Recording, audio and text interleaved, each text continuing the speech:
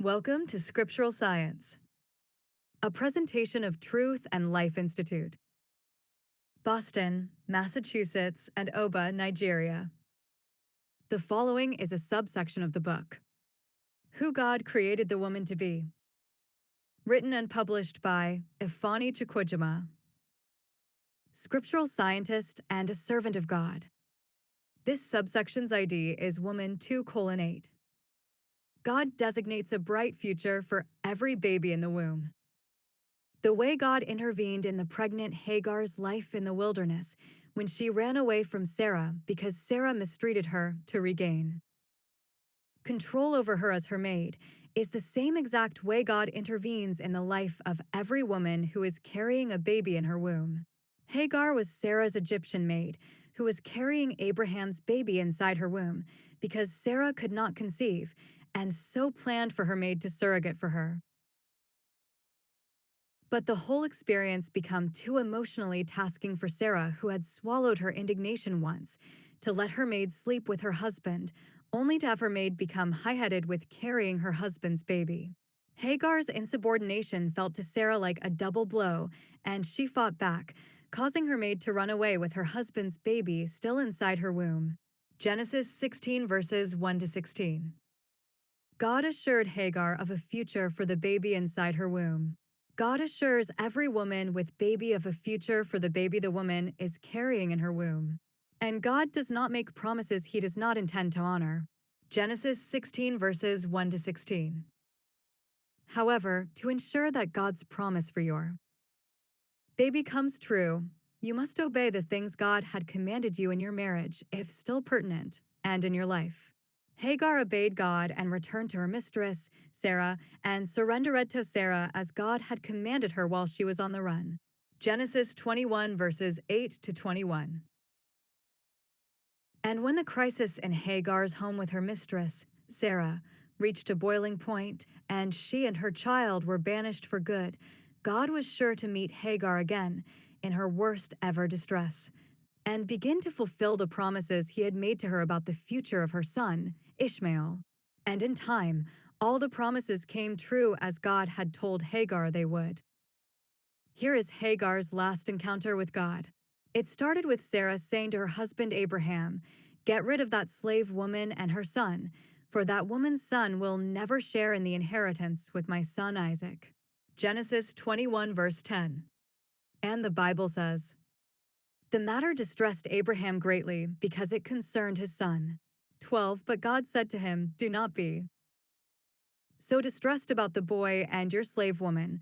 Listen to whatever Sarah tells you, because it is through Isaac that your offspring will be reckoned." 13. I will make the son of the slave into a nation also, because he is your offspring. 14. Early the next morning, Abraham took some food and a skin of water and gave them to Hagar. He set them on her shoulders and then sent her off with the boy. She went on her way and wandered in the desert of Beersheba. 15. When the water in the skin was gone, she put the boy under one of the bushes. 16. Then she went off and sat down about a bowshot away, for she thought, "I cannot watch the boy die." And as she sat there, she began to sob. 17. God heard the boy crying, and the angel of God called to Hagar from heaven and said to her, "What is the matter, Hagar? Do not be afraid. God has heard the boy crying as he lies there." 18. Lift the boy up and take him by the hand, for I will make him into a great nation. 19. Then God opened her eyes, and she saw a well of water. So she went and filled the skin with water and gave the boy a drink. 20. God was with the boy as he grew up. He lived in the desert and became an archer. 21. While he was living in the desert of Paran, his mother got a wife for him from Egypt. Genesis 21 verses 11-21. It is important to notice God's generosity. He made provisions for Sarah's son, as well as for the slave woman's son, because they were both connected to the humble and obedient Abraham. Abraham's unconditional obedience to God had endeared Abraham to God's heart, such that God looked out for Abraham in all totality. Later, God asked Abraham to sacrifice his son, Isaac, to God, and the man complied. Was theirs a different world from ours, or have we all become too tight-fisted on our possessions? Sarah was obedient to Abraham, and her place was guaranteed. She made sacrifices where women today would never want to go, mostly because of peer pressure. But her selflessness and complete obedience to her husband and her continual sacrifice earned her everything her heart desired, despite the few times she came across as excessively strict with her maid, who got pregnant for her husband, following Sarah's insistence. Hagar was eventually kicked out with the same baby she was begged to carry as a favor to her mistress.